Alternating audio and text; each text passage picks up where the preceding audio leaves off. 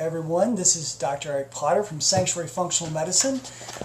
If you are on here and you just want to say yes, you can hear us, so we know if we need to adjust the volume or not. But we are here to do the live Facebook question and answer session.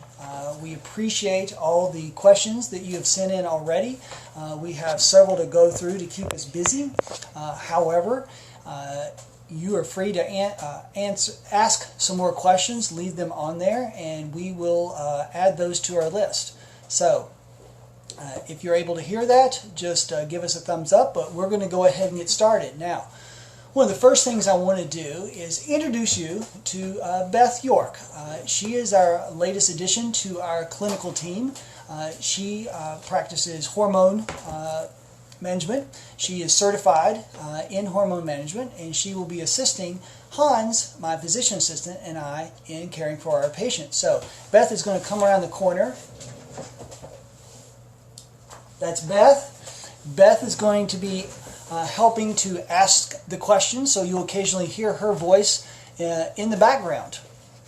With that, we are going to get started with me giving you a little bit of introduction about what we do at Sanctuary, and a little bit of introduction of how the question and answer session is going to go today.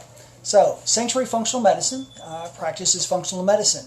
We're going to talk later about what that is, but basically we are trying to get at root causes to understand why your body is not functioning, why your systems are not working together, and restore you to health, to live a healthier, more abundant life.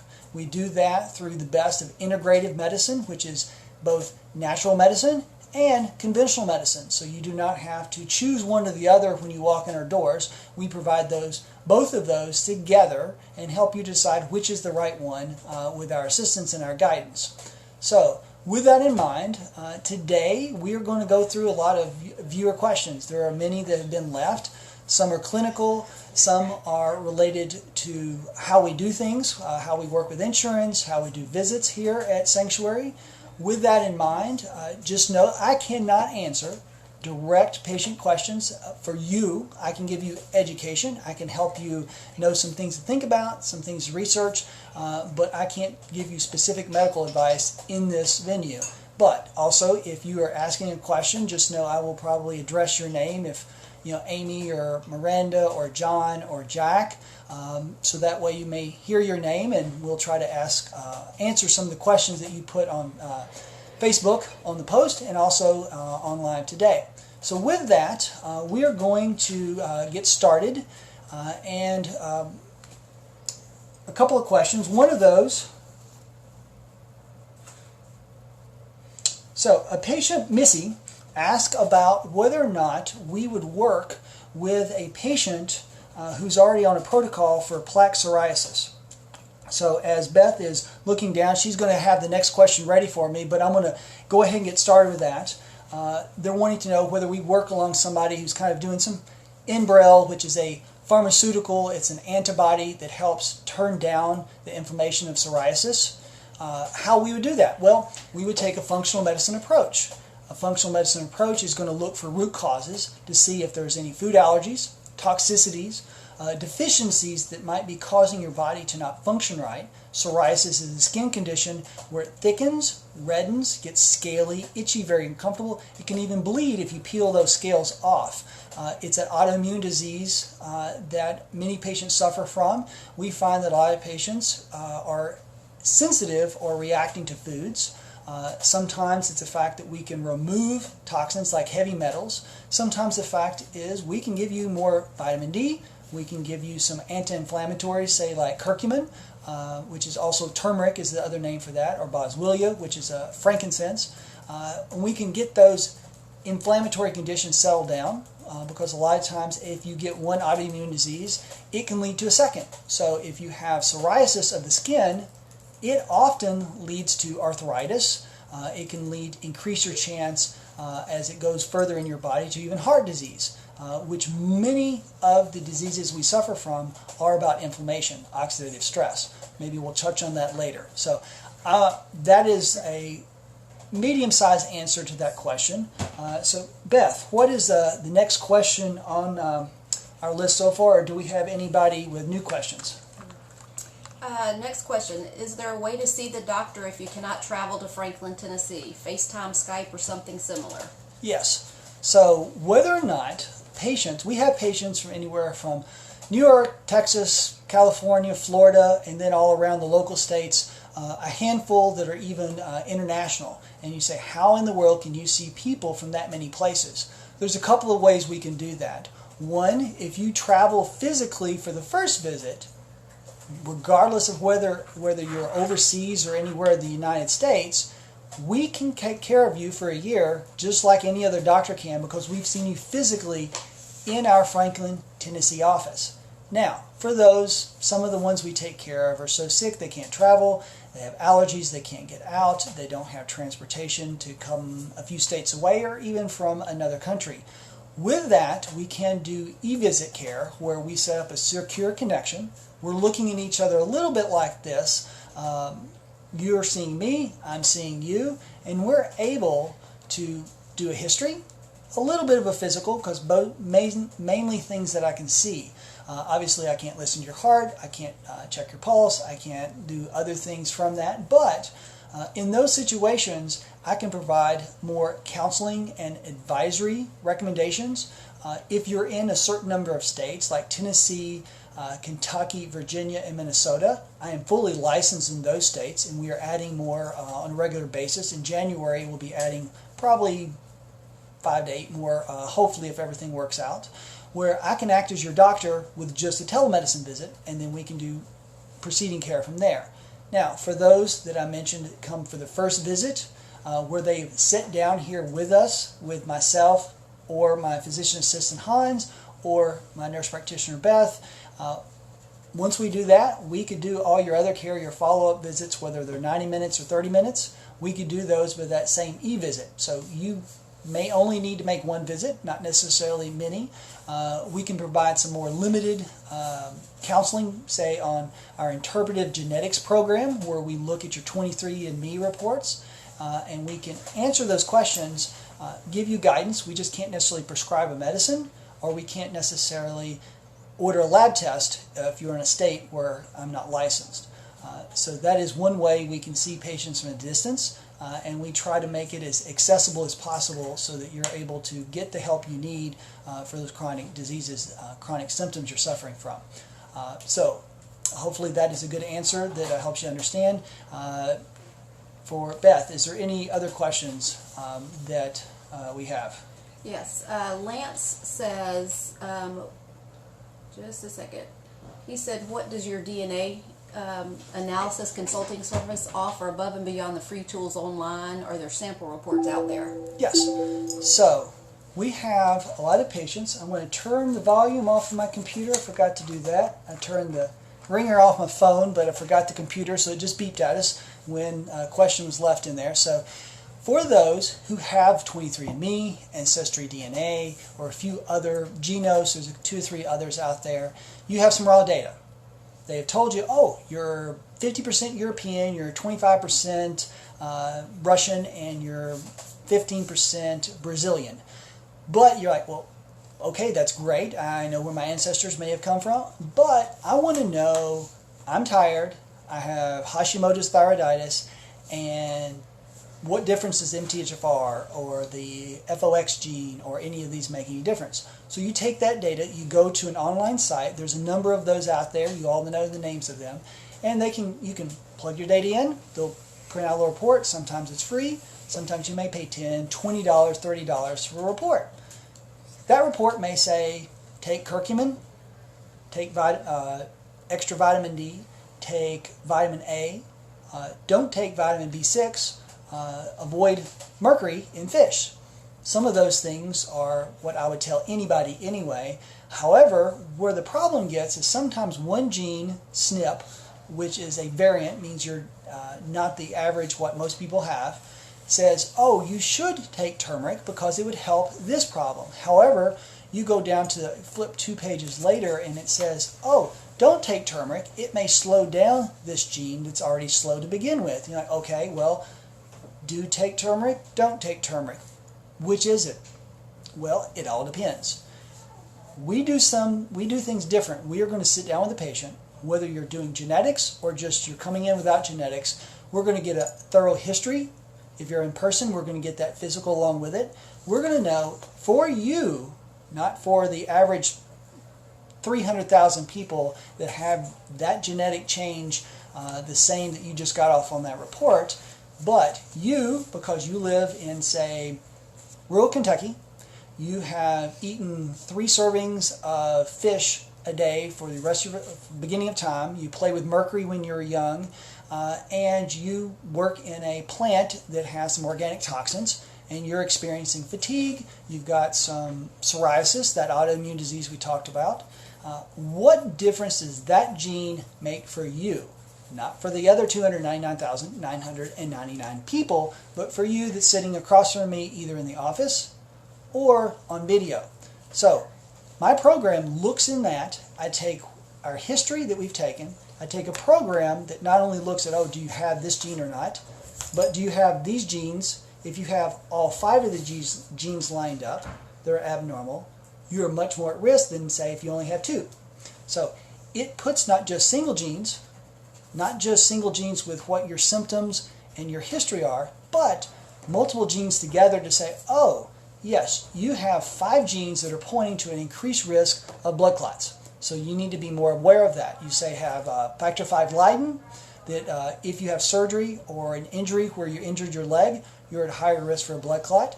But what if you also have PON1, P-O-N-1, which puts you at risk for more clots? And then there's a series of other SNPs, other genes that I could go through.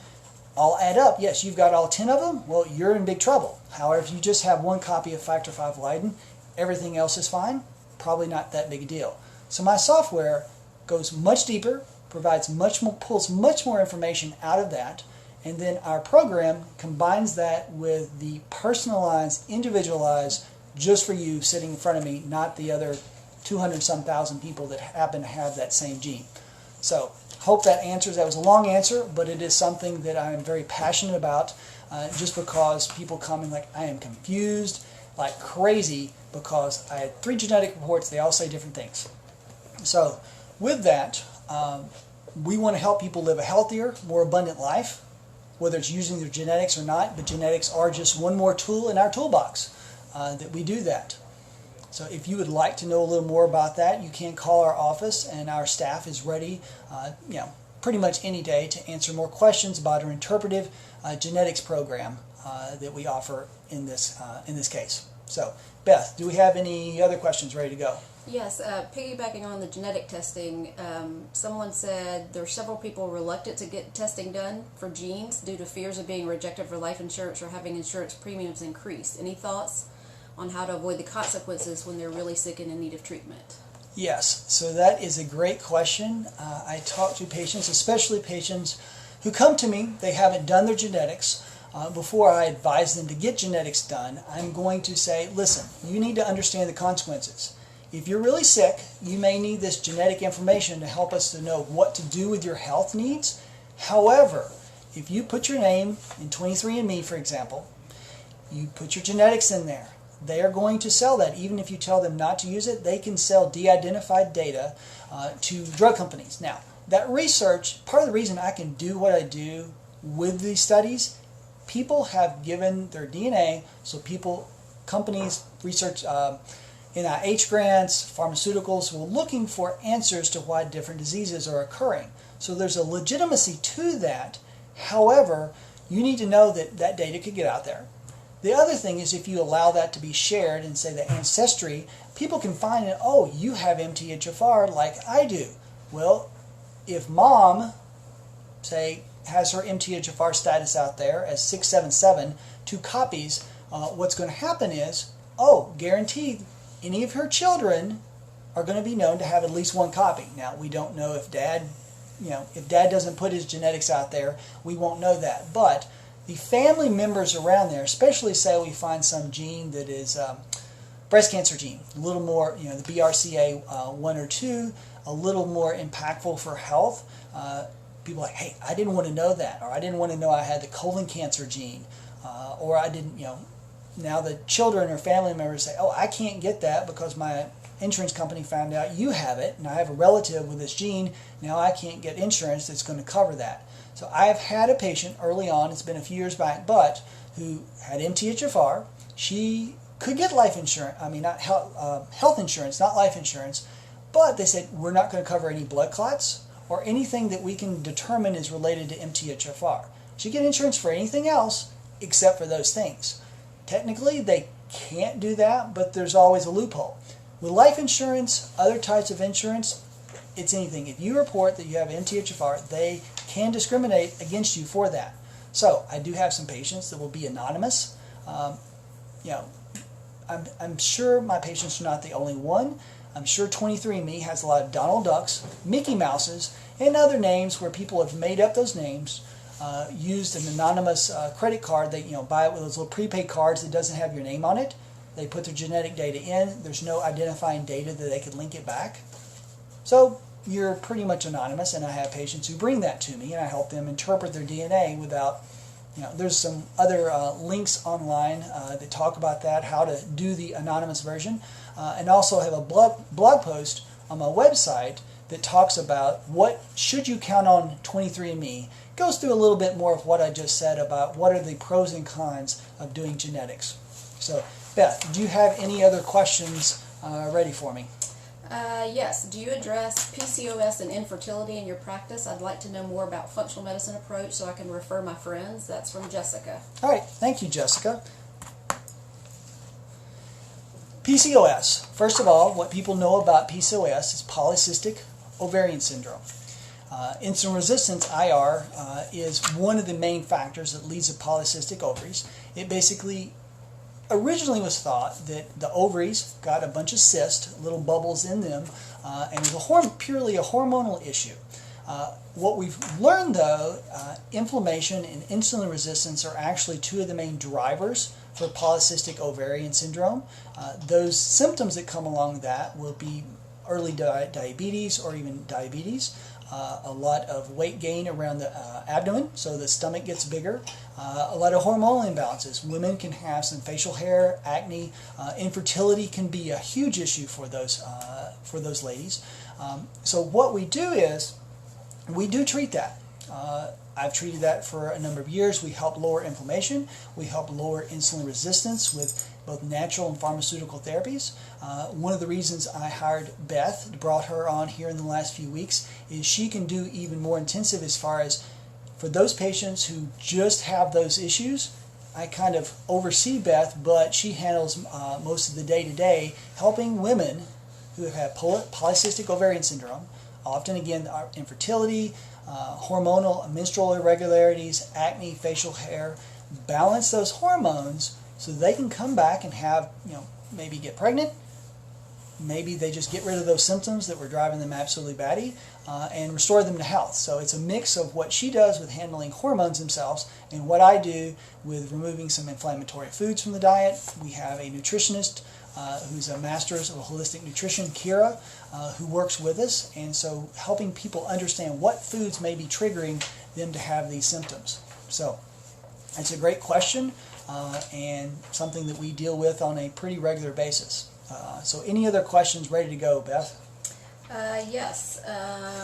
Need some insight on functional medicine and mold exposure illness. This is from Tootsie. She said, unknowingly for 9 months we had several molds in our HVAC system and ducts. 2 children and myself have been very sick even after being out of the apartment going on the 2nd month. Headaches, brain fog, short-term memory issues, GI issues, overall aches and pains. Late onset asthma, severe vitamin D deficiency. My general doctor doesn't believe in mold illness despite having the mold assessment report. Just looking at how functional medicine could help diagnose, treat, detox me and my family. So, let me just say this. I hate mold. Mold destroys people's lives. It messes with our entire body. Your brain, your skin, your breathing, your digestive system, makes you dizzy. It affects so much of your body that it can drive you crazy. So, with that, yes, we absolutely treat a number of patients with mold toxicity. We absolutely believe in it. Once you see something over and over again with your own eyes, there's no way you can go back and say, oh, no, that's not a real thing. Especially when you have labs that prove it. You treat the mold toxicity, and you see those labs get better, and the patient gets better. That takes several months. This is not an easy process. But you see people get well, and those labs go back to normal, so you have objective and subjective, meaning symptom-wise better. Yes, we absolutely work with those patients. The other aspect of mold therapy is, yes, detoxing mold is this part, but we have to treat the leaky gut that goes with it. We have to treat the histamine issues that goes with it. If somebody's having mast cell activation symptoms or histamine, have to treat that. It affects the brain, so we are doing everything we can, say using NRF2 activators that help your brain get more blood flow and help you lower inflammation from that. So we're not just treating the mold and removing it, but we're also supporting the patient and their liver detox systems and all those systems throughout that process. So we love taking care of mold patients because it's feeling like we're setting the captives free from something that is so debilitating, and we enjoy seeing those patients come out a few months later with smiles on their face and living a healthier life after that. So I want to take a moment to recap for those of you who have been going for a few minutes, just do a quick recap to catch people up. We're live with Sanctuary Functional Medicine here in Franklin, Tennessee. If you've just joined us, we are doing the question and answer session where I'm trying to answer some questions that Facebook viewers have sent in and helping you understand a little bit of how we operate, how we function, what we offer, and also a few questions about how we might help a specific clinical problem you have, whether it's Lyme disease, whether it's psoriasis we talked about earlier, whether it is PCOS, the polycystic ovarian syndrome. We can't answer specific questions about your specific case at the moment without you being a patient and having a full relationship with a patient with us. But we do want to answer a lot of questions, and we appreciate the ones that are even coming in now from our viewers at the moment. So I'm going to move on to the next one. What's the next one we have, Beth? All right, Kimberly would like to know about your experience treating toddlers with Lyme's. She said that she has a 3-year-old who contracted it in utero from her. Yes. So, a question about treating Lyme disease, specifically in a child. So, first of all, we definitely, just like we believe in mold as an illness that is affecting a lot of people, we do see patients with Lyme disease. Even the CDC is having to admit that Lyme is an epidemic. There's a few 100,000 cases a year in the United States. They don't believe that it needs as intensive treatment, and they also don't necessarily recognize that Lyme can be an ongoing, chronic, debilitating disease.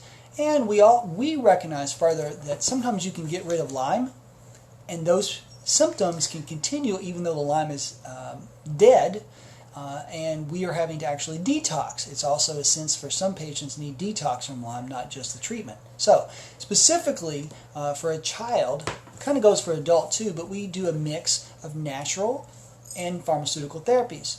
Now, we can pick and choose, again, personalize. If a patient has an allergy to an amoxicillin, obviously we're not going to use that.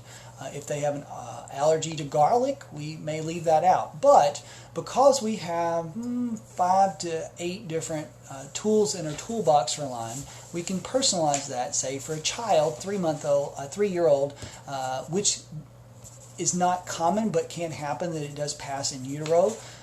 That is a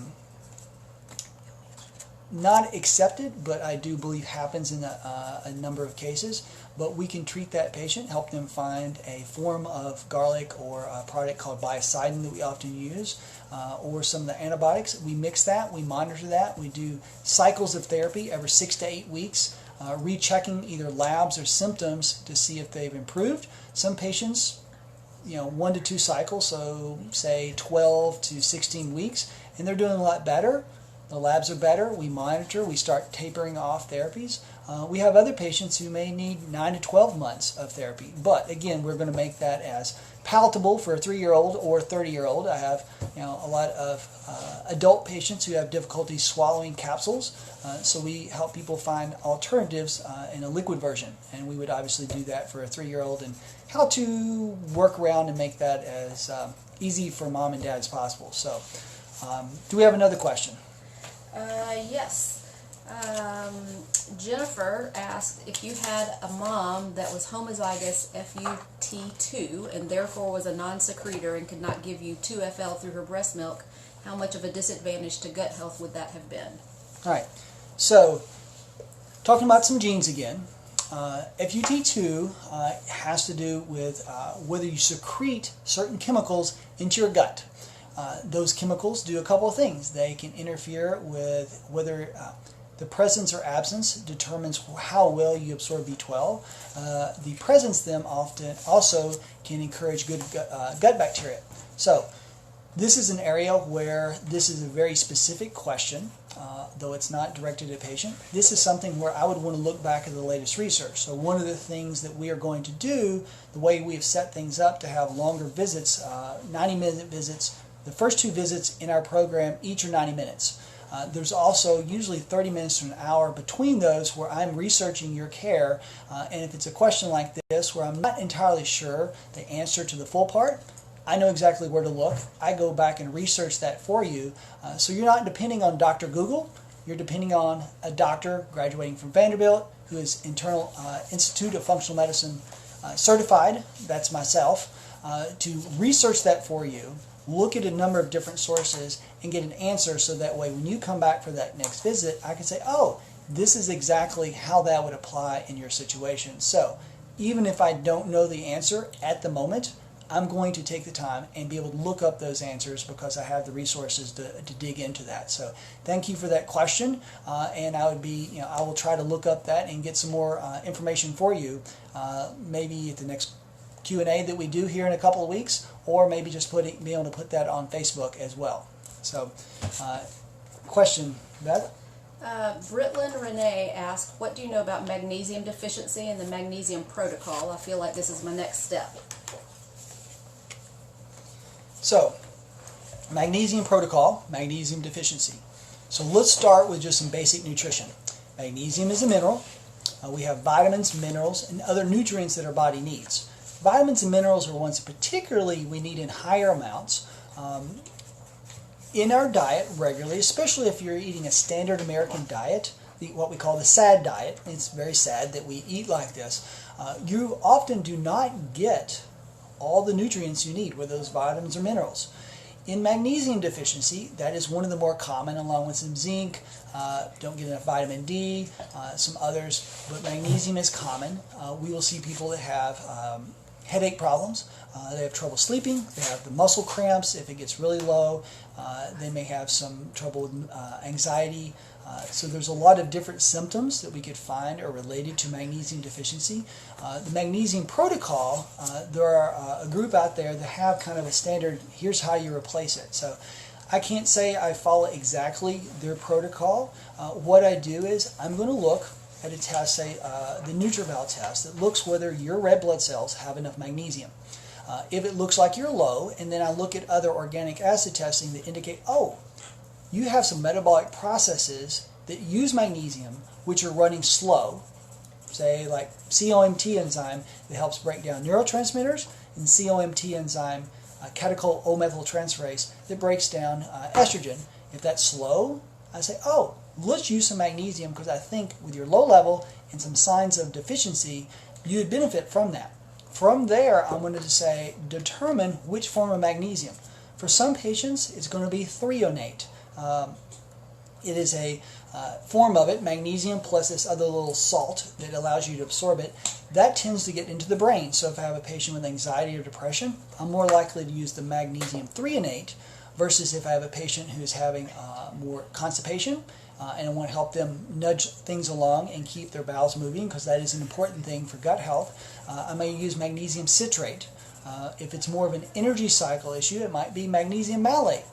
However, sometimes I'll use magnesium chelate, which uses a mix, maybe combines 2 or 3 of those all in one. I will avoid, say, the magnesium hydroxide, which is your normal laxative that really does nothing else except give you, a few extra BMs per day. Other than that, we are going to tailor which type of magnesium, the amount you need based on the testing and the symptoms you're telling me about, and make sure that you're getting an optimized level for you. Sometimes that's 150 milligrams. I have patients on 700 or 800 milligrams of magnesium a day, and their levels still aren't over the top. They're even just average. So you have to find out what the patient sitting in front of me needs, not just what an average person needs. All right. The question is GPL Mycotoxin the best mold test available?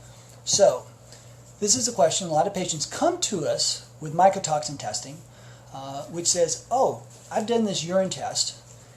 It shows that I have these toxins. Mycotoxins are toxins from mold, which again, we do believe that mold toxicity is a real disease for many people, not just an allergy. But they bring these tests and say, oh, in my urine, this sample shows that I have these toxins. Well, that is helpful, but I will say I typically don't order that test for this reason. I'm looking at other tests to tell me, is that toxin affecting you? I'm looking at C4A, some other immune hormones, cytokines that tell me, oh, those are activated. That means mold is likely triggering that. For example, a patient could come in, have a urine mycotoxin test and say, oh, I've got toxins in my urine. Well, that may be a good thing. You may be doing a great job. In another week, those are all cleared out. Whereas I may have somebody bring that test to me and say, oh, mine are clear. There is absolutely no toxins in my body from mold. I'm like, well, yeah, but because your drain is stopped up and none of them are coming out, so you could wait 100 years and you will never show in your urine, but they're all built up in your body. So I will use different testing, very similar to the Dr. Shoemaker protocol, how we look to determine whether or not someone needs a detoxification or therapy for mold.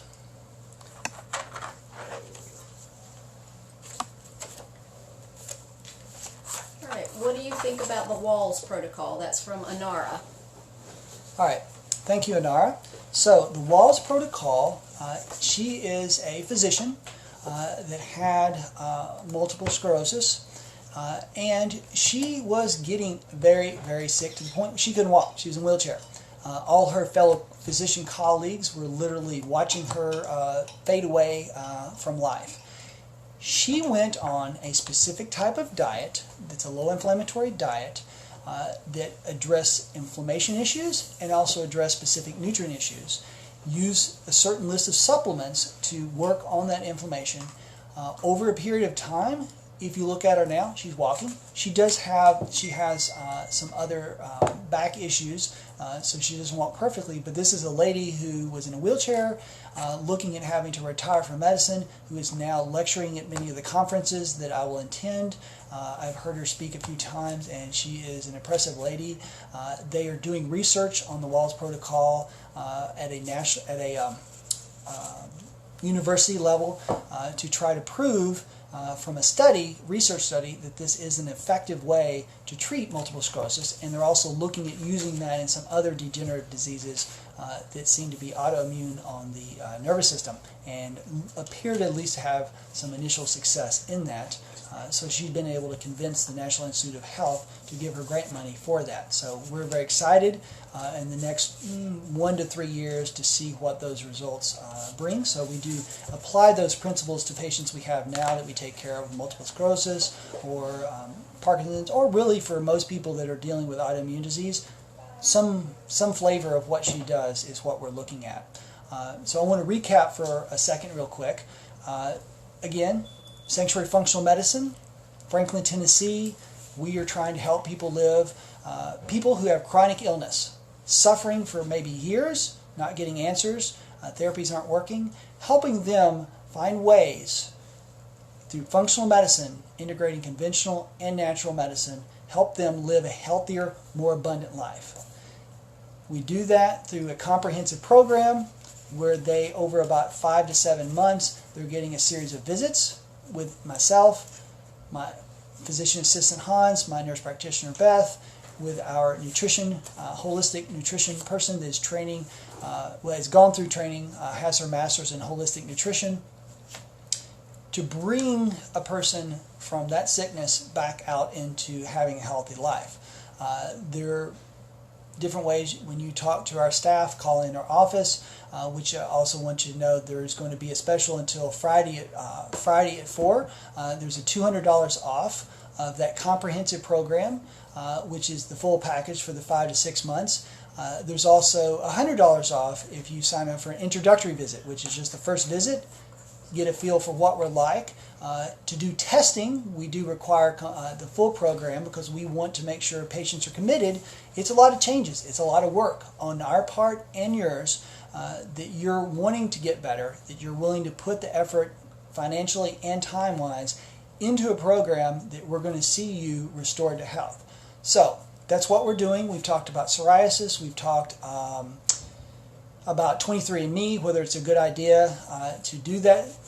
Talked a little bit about FUT2. We've talked about Lyme disease in children and how we can work with that. We talked about mold toxicity and whether we agree with it is, and it is a real disease, and a little bit of how we approach patients and personalize their care, kind of what I call the Dr. Shoemaker Plus program, working with the hormones, working with the leaky gut, in addition to treating the mold at the same time. So I'm going to go back to Beth and see what question we have next. Amelia wants to know your thoughts on raw milk and raw yogurt. Raw milk and raw yogurt taste excellent. They're also excellent for your health.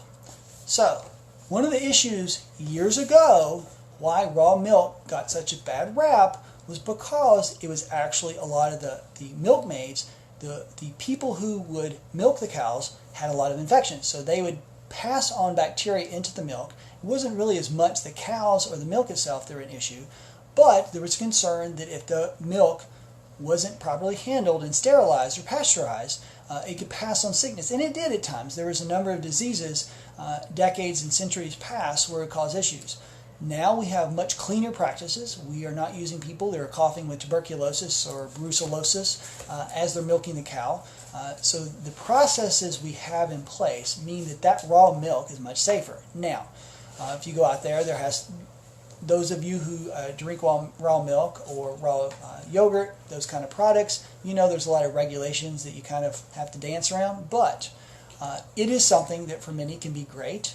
Not everybody can drink milk, whether you're lactose intolerant. We do have patients who we tell not to drink milk because it can be inflammatory for their condition, or they may be allergic to it. I've had patients in their 40s, out of nowhere, after drinking milk for their entire life, start breaking out in hives from leaky gut. Now, that particular patient now can drink milk products and cheese without that issue anymore because we did some processes to heal leaky gut. But that was a patient for about 6 months. We told them not to drink milk. Raw, didn't matter, pasteurized or not. So raw milk is good. I think it tastes great, whether it's in your coffee, whether it's in your cereal. For those who can drink milk products, it is a good thing. All right, next question's from Liz. Is a meat-free diet beneficial? All right, so this is related. Is a meat-free diet beneficial? That's a great question. One of the things I tell people is, when you come, people say, what diet should I eat? Well, it all depends. Just like I'm going to look at your genetics, I have patients who are on paleo. We do some testing and realize, oh, your genetics and your organic acid testing means you can't handle paleo, or you need to take some supplements and able to do that. So in the other patients, occasionally don't hope too much that this is going to be you. This is a rare thing. There are patients who I will tell, go for the high carb diet, you're great, you're going to feel great on eating carbs all the time. That's a small handful. But that is a good example of how everybody's different.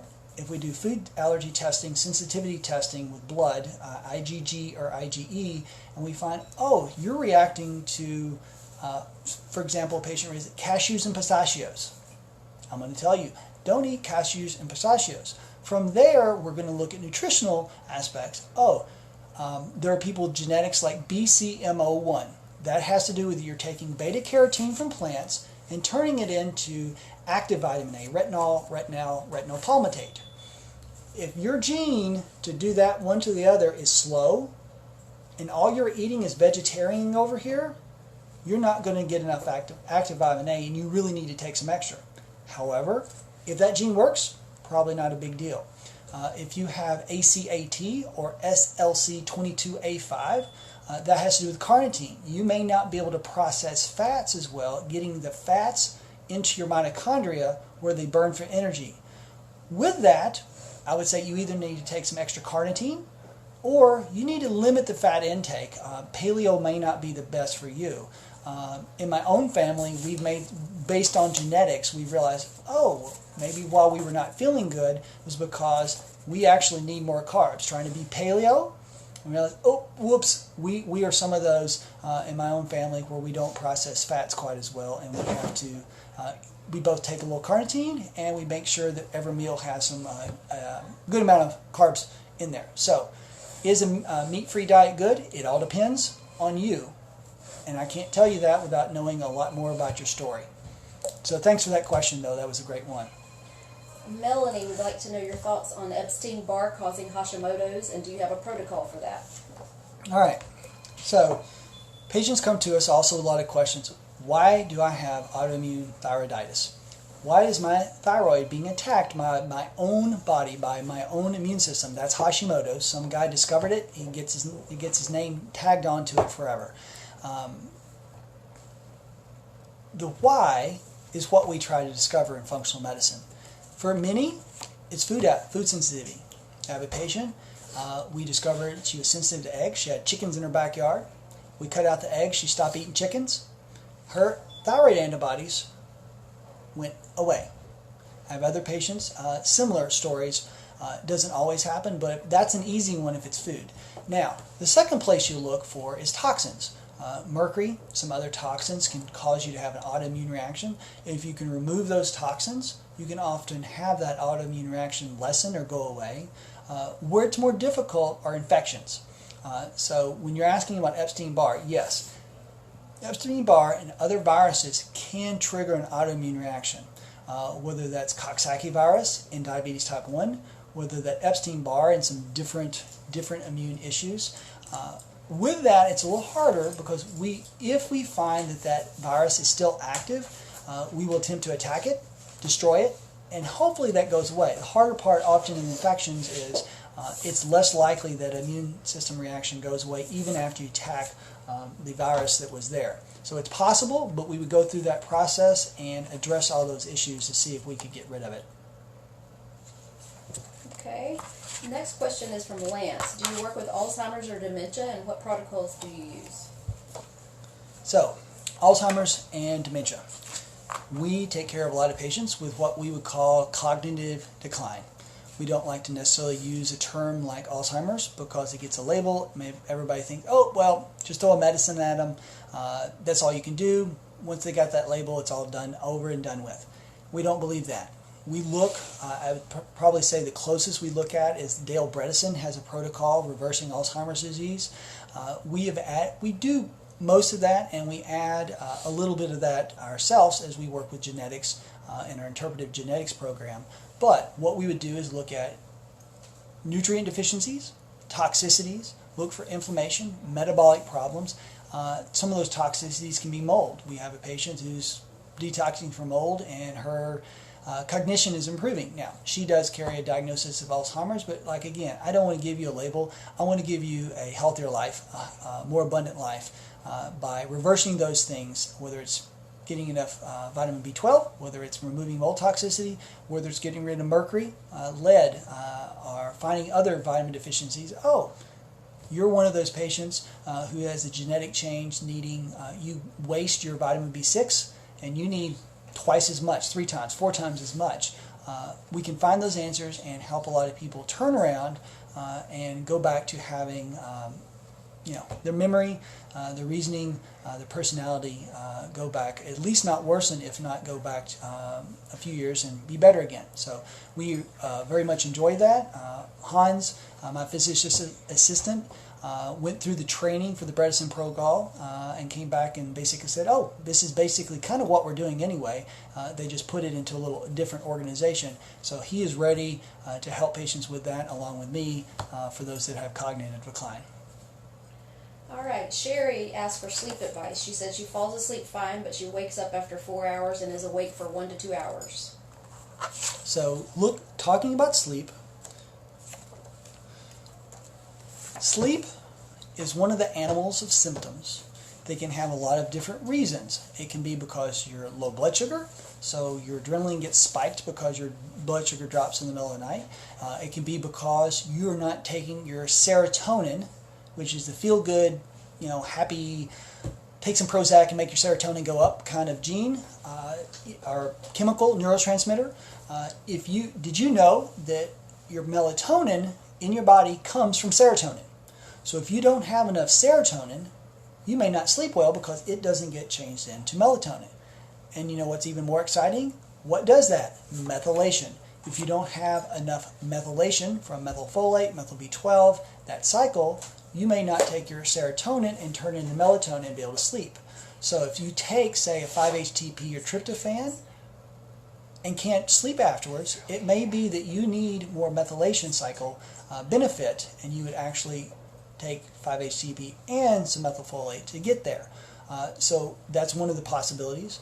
We also would look at your cortisol to see if you are spiking. If someone has high cortisol, our cortisol normally goes up in the morning and comes down. And we sleep while it's nice and low.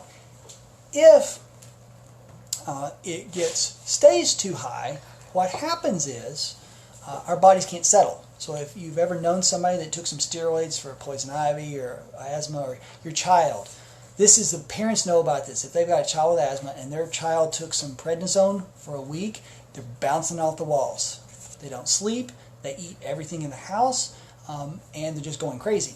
I've seen a patient with psychosis and hallucinations from getting steroid dosing. Very appropriate, she needed it for the disease she had, but she went psychotic from it. So if you've got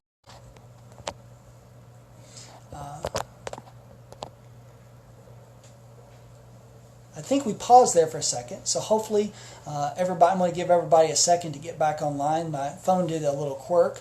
I see some people coming back online.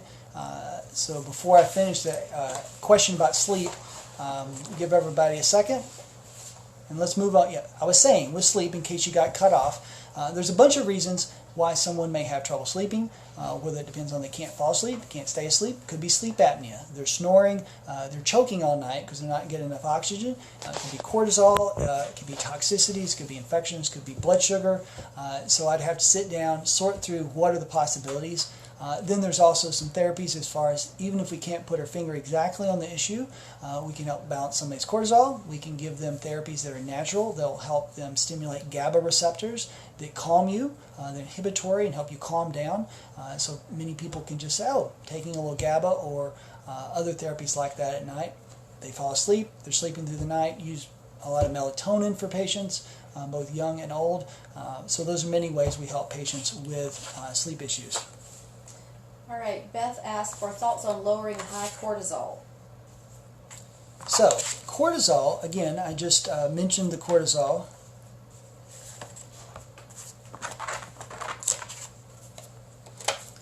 Cortisol is produced by the adrenal glands. The adrenal glands sit on top of the kidneys. When you have, your body needs some cortisol going up in the morning, down in the evening. You need that for your immune system, for controlling inflammation. You need that for your blood pressure. If you don't have cortisol, your blood pressure is going to drop in the toilet. But many people have high cortisol. That can be from high stress. It can be from toxicities, infections, other imbalances. So what we would want to do is, one, confirm that the cortisol is high. We would use usually saliva testing, where we test cortisol 4 times in a day with a test where you're spitting in a little tube and seeing that off. Once we see that, if it's later in the day, we may, what's causing that? Oh, you've got a stress every day at 4 o'clock. You're driving home in the worst rush hour traffic in Chicago that you've ever seen. We need to work on some lifestyle changes. Versus, this person is, I'm trying to fast 8 hours in this time. They may be shooting their cortisol up and having side effects, even though intermittent fasting can be very beneficial for metabolism. They might find out that, it's causing other side effects.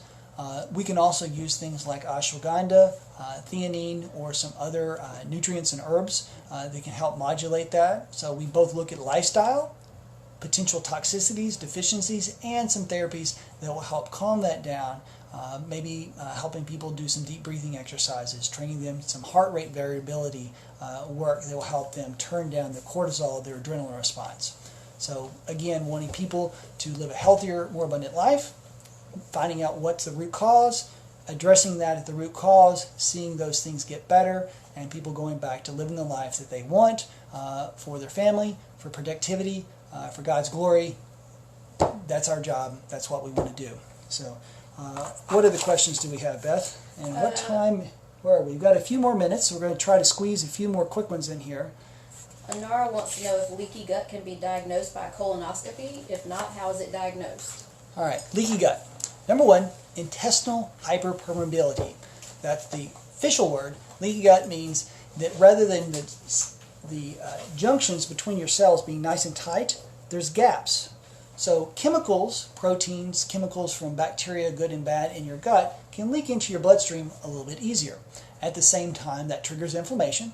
It also decreases how many nutrients you can absorb. So when you look at that, this is microscopic. This problem is microscopic. Looking at a colonoscopy, you're really not going to see it unless it's so far gone that everything's swollen and red. And they're going to call it colitis, which is inflammation of the colon. Very descriptive term, doesn't tell you a whole lot, but it's not going to see this. And even if they do a biopsy, you're really not going to see it. This is a chemical test using something like zonulin, which if that zonulin level goes up, you probably have leaky gut. Or if we have patients who have 20 or 30 different foods they're reacting to, they probably got leaky gut, and we're going to address it as such. Another question. Maris asks, where do you start with migraines and severe headaches? So, migraines, first of all, migraine, if you had one, you know what it is. It is a pain in the head that hurts like the devil. It can be one or both sides, usually one side. It pounds a lot. You can get nauseated. The light may hurt your eyes. You may want to go take a nap. It can debilitate. It takes millions of hours away from people's lives. Every year, they miss work, they miss school. It's bad. Now, migraines, we're still trying to understand completely, but what it seems like is kind of both a vascular, meaning the blood flow issue, and an electrical storm on the surface of the brain. You can't feel pain or any sensation inside the brain, but the surface, the covering, is where you feel all the pain. With that, if there's inflammation, there's swelling in the blood vessels or going up and down, you can have pain with that. What we do is look at what can either prevent that electrical storm if there's triggers. For some it's foods, it's food additives. Some people have that with dyes, food colorings, MSG. Sometimes it's a fact, they find, we do some testing, they cut out pistachios. Oh wow, it's all better. From there, we look at things like CoQ10. There's some other B vitamins that can help many patients, that if you get those levels higher than the average person, you'll find that their headaches go away. I see it time and time again. It's removing the triggers, lowering inflammation in their diet, and adding some nutrients in there. And most of those, at the very least, instead of having 5 headaches a week, they go down to, 1 mild headache a week, which to those patients who have been having severe headaches and missing a day of work or a day of school a week, they think it's wonderful. So that's some of the ways we would address migraines for our patients. Brad, what causes mold symptoms to intensify during detox? All right.